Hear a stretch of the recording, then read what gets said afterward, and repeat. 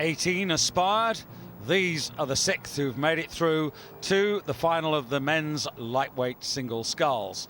So 72.5 kilos, the maximum weight for each of these men. Gerard van der Linden representing Holland over on the far side.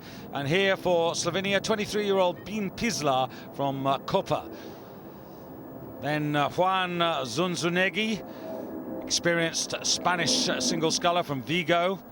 Zach Purchase representing Great Britain, world silver medalist last year behind Vasilios Polymeros of Greece. And here's the man who's replaced Vasilios in the lightweight men's single sculls, Elias Papas. And Duncan Grant of New Zealand completing the lineup. He'll be closest to you, the 26-year-old from Ashburton in lane 6. Zach Purchase coming back after injury, and showing that he meant business in Lucerne when he won that regatta 6 weeks ago. Yeah, I'm ever so excited about watching this race. I mean, Zach Purchase, you know, what a talent. Clear favourite, but I think Papas has been very, very brave, the Greek sculler, throughout this regatta, in the heat and in the semi-final. He had a fantastic race against Purchase in the heat and in the semi-final too. So I think these guys are going to be very close together. Yeah, and just the man who's got a really sluggish start there is Duncan Grant, just out of picture in lane 6. And you really can't afford to give that sort of ground away at this early stage. Yeah, I think it's kind of accentuated because Papas has gone out, you know, with a real intent. And it's interesting looking at Purchase because, I mean, he's been really focused just on what he wants to do. I don't think he's been fazed by the fast starting Papas. He's going to know that his time will come in the middle of the race. And maybe the New Zealander Grant will be similarly focused within his boat, but a few anxious looks across there from van der Linden towards Papas, saying, well, he's almost got a length now, what do I have to do to keep up? Of course, Papas, another of the members of the Greek squad, inspired by Vasilios Polymeros. I think bronze medal in the Olympics has given belief to the whole of their squad. Yeah, very much so. It's a nice smooth style he's got. Where I mean, it's a nice contrast to the Spanish sculler Zunzunegui in the red there, because he's kind of absolutely heaving his boat through. It's kind of he was a semi-final winner, but he's not the most pure technically of styles to see.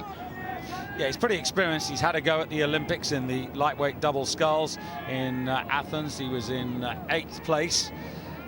But Papas, well, he set out his store here. The question is, can he sustain it? Could he possibly nick a medal? Quite frankly, if he could get a medal here, that would be an absolute triumph. Yeah, and where we're going to see the difference in this, I reckon, is in the sort of 4th 250, just coming up to 1,000 metres.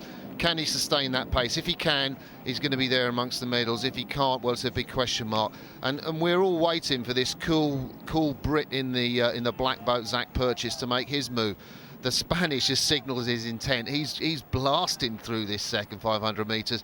But I guess Purchase is sat there fairly cool, and well, we're going to want to see him move soon. Yeah, Zach Purchase, of course, sidelined for much of the first part of the season, recovering from a wrist injury. Yeah, it's fascinating to see the way he came back at Lucerne just to take that World Cup race and knock off his fellow Brit Tim Mayle, who'd won the World Cup event, I think, in Poznan previously. But basically, well, I mean, coming up to 1,000 metres, Purchase is looking complete class now. I mean, look at his technique.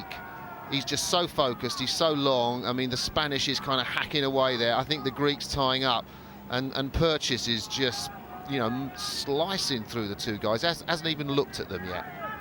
Yeah, great opportunity for the contrast of skills. Zach Purchase, member of Marlow Rowing Club, just 20 years of age. He is the baby in this final as we come up to the half distance, and he's just about, as the caption suggests, that Zunzunegui was in the lead. I would say that just as that graphic was shown, Zach Purchase pushed himself into the lead, and he's definitely got the advantage now. Yeah, I've seen him out practice paddling here, and he's got so much clearance of his blades across the water, which is a great advantage in this rough conditions. And he's worked with his coach Darren Whiter on being focused, staying in his own race. And I guess after that sort of controlled start. He's going to want to stamp his authority in this third 500, and if he is the class that we imagine him to be, he's going to have, well, over a length, maybe clear water on these guys by the time he comes up to 1,500 metres.